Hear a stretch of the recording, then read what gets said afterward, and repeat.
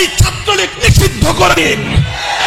যারা আমার মায়ের বুক খালি করবে তারা এদেশের শিক্ষাঙ্গনগুলোকে কসাইখানায় পরিণত করবে। আমার মায়ের সন্তানরা পড়তে গিয়ে লাশ হয়ে মায়ের করে ফিরে আসবে।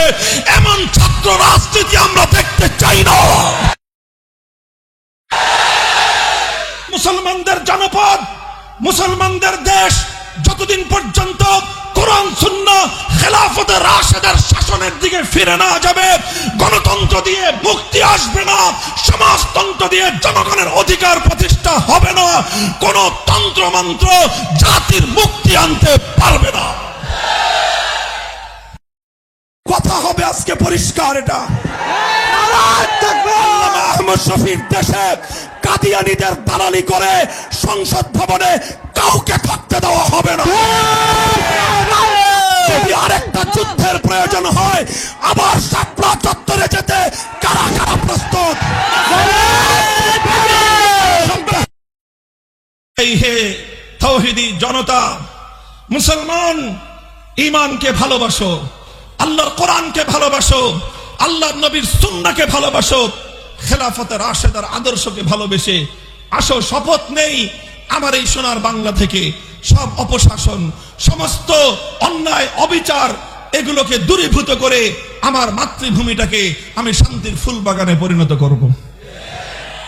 মুহতারাম হাজিরিন, আমি আবার কোরআনের সেই আয়াতের দিকে পুনরাবৃত্তি করছি। ইজা আরাদনা আন নুহলিকা কারিয়াতান আমারনা মুতরাফিহা ফাফাসাকু ফিহা ফাহাক্কা আলাইহাল কওল। যখন এভাবেই নবীর বিরুদ্ধে কটূক্তি হয় ব্রাহ্মণবাড়িয়ায়, যখন এভাবেই নবীর বিরুদ্ধে কটূক্তি হয় বোরহানুদ্দিনে, যখন এভাবেই আবরার ফাহাদরা নিহত হয় বুয়েটের মাটিতে, যখন এভাবেই নুসরাতরা নিহত হয় এই বাংলার জনপদে, যখন এভাবেই ফেলানিরা ঝুলে থাকে আমাদের সীমান্তের কাঁটাতারে, একটার পর একটা যখন এভাবে অন্যায় ঘটতে থাকে, তার প্রতিবাদ হয় না, তার প্রতিকার হয় না, তখন সর্বশেষ আসমান থেকে খোদার গজব নেমে আসে। আজ আমরা চাই মাতৃভূমিকে ভালোবাসি বলেই, দেশটাকে ভালোবাসি বলেই, দেশপ্রেম নিয়ে, জাতির প্রেম নিয়ে, স্বাধীনতার অতন্দ্র প্রহরী হিসেবে নতুন প্রজন্মকে নিয়ে আজ দেশ জাতি স্বাধীনতা রক্ষা করবার জন্য দুর্বার আন্দোলন গড়ে তুলতে চাই। পরিষ্কার কথা, কাদিয়ানীদের পক্ষ যারা নেবে, রাশেদ খান মেনন গোটা বাংলাদেশে অবাঞ্ছিত ঘোষণা করেছে।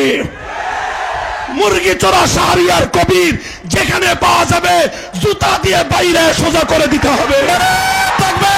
আমরা পরিষ্কার ভাষায় বলতে চাই, রাশেদ খান মেনন, হাসানুল হক ইনু, মুরগি চোরা শাহরিয়ার কবির গং, এই ইনু আর মেনন নৌকার খয়রাত নিয়ে এমপি হয়ে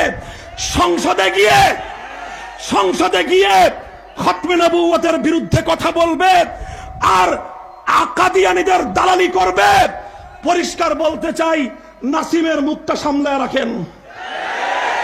যদি নাসিম আপনার দলের মুখপাত্র হয়ে থাকে আর ওটাই যদি হয় আপনার দলের বক্তব্য, আমরা আগামী 5ই মে শাইখুল ইসলাম আল্লামা শাহ আহমদ শফির ডাকে আবার শাপলা চত্বরে যাব।